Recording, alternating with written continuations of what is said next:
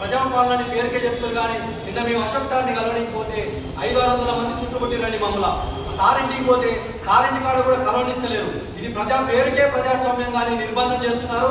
ఇంకొకటి ఏంటంటే ఎలాంటి ఫెసిలిటీస్ లేని క్యాన్సర్ వార్డులో చేశారు అశోక్ సార్ని. చంపుదామనుకుంటున్నా ఒక బీసీ బిడ్డని ఆయన నిరుద్యోగుల కోసం కొట్లాడుతున్నారు. ఆయనకే ఇన్స్టిట్యూట్ ఆన్లైన్ రూపాయలతో కోచింగ్ సెంటర్ రూపాయలతో ఇస్తున్నాడు.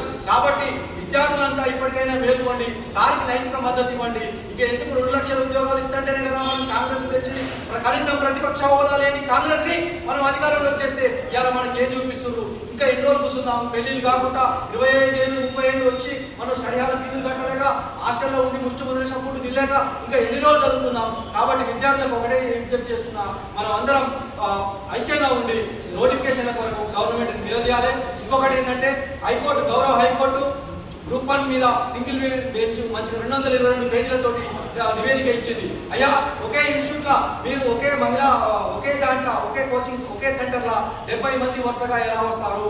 ర్యాంకర్లు ఫిలిమ్స్కు మెయిన్స్కు వేరు ఎలా ఉంటాయి హాల్ టికెట్స్?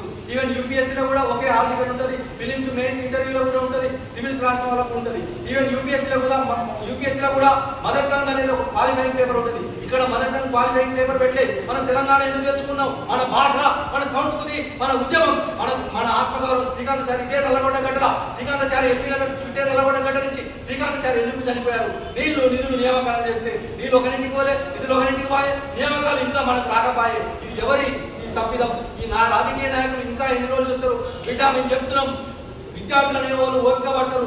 ఆకలి కేకలు, నిరుద్యోగులు ఆకలి కేకలు, అన్నార్థులు నేపాల్ లాగా శ్రీలంక లాగా మళ్ళా బంగ్లాదేశ్ లాగా కాకుండా చూసుకోండి విద్యార్థులు. ఇక విజ్ఞప్తి చేస్తున్నాం. ఏం 8 రోజుల నుంచి కనిపిస్తలేదు. అశోక్ సార్ దీక్ష చేస్తే ఒకసారి మీరు విజిట్ చేద్దామని పోతుంటే మమ్మల్ని అరెస్ట్ చేస్తున్నారు. ప్రతి కాడ మన సుందరయ్య విజ్ఞాన కేంద్రం కాడ గ్రూప్ 1 జడ్జిమెంట్ మీద మాట్లాడదాం, రౌండ్ టేబుల్ సమావేశం పెట్టుకుందామంటే 1000 మంది 500-600 పోలీసులు 500-600 మంది పోలీసులు 50-60 మంది ఈ వ్యాన్లు వస్తున్నాయి. ఎందుకు? మీరు జియో 46 తెచ్చాడు. జియో 46 గత గవర్నమెంట్ చేస్తే మేము రద్దు చేస్తామంటే మిమ్మల్ని గద్దెనెక్కించినాం.